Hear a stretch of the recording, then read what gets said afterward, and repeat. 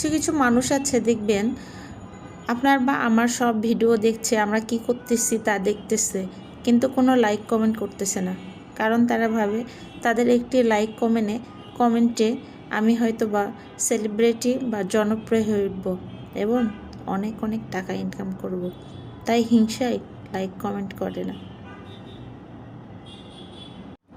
একটা কথা আমরা কম বেশি সবাই জানি যে নিজে ভালো তো জগৎ ভালো।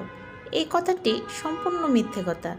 কারণ এখন যত নিজে আপনি ভালো হবেন বা নিজে ভালো হবে, তখন মানুষ অত্যাচার করে বা আপনাকে অবহেলা করে। তাই নিজেকে এমনভাবে তৈরি করতে হবে, যেমন লবণের মতো করে তৈরি করতে হবে, যাতে মানুষ ইচ্ছে মতো ব্যবহার করতে পারে না। যতটুকু প্রয়োজন যেন ততটুকুই ব্যবহার করতে পারে। তাই নিজেকে লবণের মতো প্রয়োজনীয় ভাবে তৈরি করুন। এমন অনেক মানুষ দেখেছি যারা অকারণে অন্যকে হিংসে করে। তারা তো কখনো ভালো থাকেই না, ভালো থাকবেই না। এই হিংসের কারণে তারা আরও জ্বলে পুড়ে মরবে। তাই কাউকে হিংসা করা ঠিক না। এমন অনেক মানুষ দেখেছি যারা হিংসে করে। এই হিংসে ব্যাপারটা অনেক খারাপ।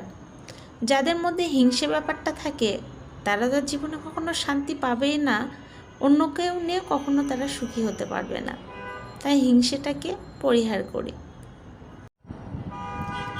যে ব্যক্তি কোনো জালেম শাসকের জুলুমকে সমর্থন করে, সাফাই গায়ে, তেলবাজির কারণে অন্ধত্বন করেন, তার অন্ধ অনুসরণ করেন, তার মিথ্যাকে মিথ্যা বলে প্রচার করেন, তার মিথ্যাকে সত্যায়ন করেন, এই টাইপের মানুষগুলো, এদের সম্পর্কে ইবনে হাম্বেনের হাদিসে বর্ণনা আছে। রাসূল সাল্লাল্লাহু আলাইহি সাল্লাম বলেছেন, নিশ্চয় আমার পরে কিছু শাসক আসবে যারা মিথ্যে কথা বলবে, জুলুম করবে।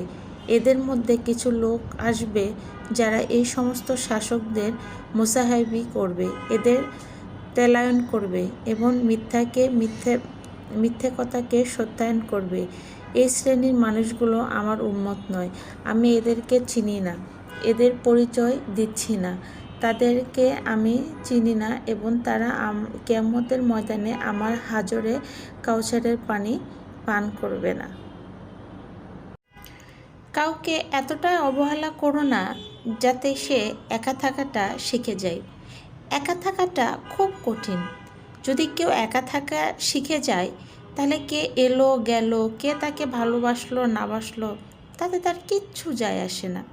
তাই মানুষকে অবহেলা না করে ভালোবাসতে হবে।